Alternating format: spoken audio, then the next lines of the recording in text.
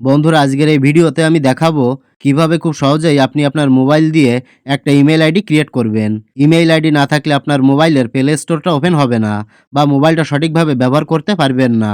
তাই যদি আপনার মোবাইলে একটা ইমেল আইডি না থাকে বা অন্য একটা ইমেল আইডি ক্রিয়েট করতে চান, তাহলে কিভাবে সঠিক নিয়মে একটা ইমেল আইডি ক্রিয়েট করবেন সম্পূর্ণ বিষয়টা স্টেপ বাই স্টেপ আজকের এই ভিডিওতে দেখিয়ে দেব।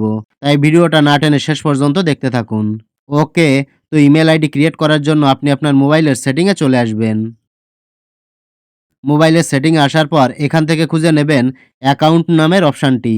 সেটিংয়ের ভিতরে খুঁজলে অ্যাকাউন্ট অপশানটি পেয়ে যাবেন। তো আমার এখানে দেখতে পাচ্ছেন অ্যাকাউন্ট অপশানটা দেওয়া রয়েছে। আপনি অ্যাকাউন্ট অপশানে ক্লিক করবেন। ক্লিক করলে আমরা একটা ইন্টারফেসে নিয়ে আসবে। এখানে নিচে লক্ষ্য করলে দেখতে পাবেন অ্যাড অ্যাকাউন্ট নামে একটা অপশান দেওয়া রয়েছে।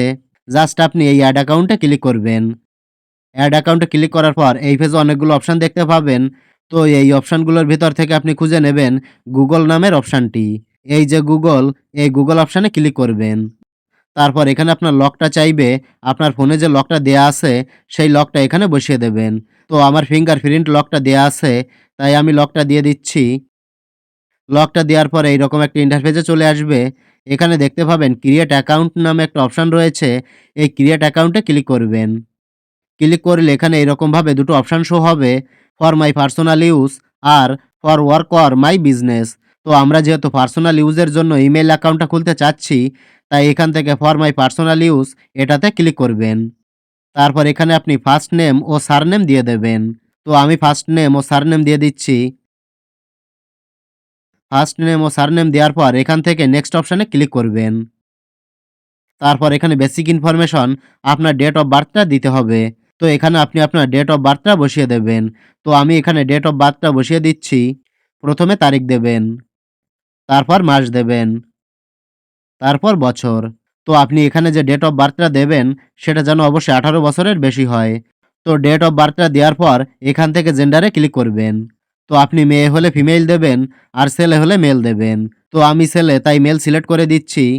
তো ডেট অফ বার্থ ও জেন্ডার সিলেক্ট করার পর নিচে থেকে নেক্সট অপশানে ক্লিক করবেন। তারপর এখানে কিছু জিমেইল অ্যাকাউন্ট সাজেস্ট করবে। তো আপনার যদি এখান থেকে কোনোটা পছন্দ হয় তাহলে সেটাকে সিলেক্ট করে নেবেন। আর নিজের মতো করে যদি ক্রিয়েট করতে চান তাহলে এখানে create your one Gmail address এখানে ক্লিক করবেন। তো আমার এই প্রথম ইমেইলটা পছন্দ হয়েছে, তাই এটা সিলেক্ট করলাম। তো ইমেইলটা সিলেক্ট করার পর নিচে থেকে নেক্সট অপশানে ক্লিক করবেন। তারপর এখানে ইমেইলের একটা পাসওয়ার্ড দিতে হবে।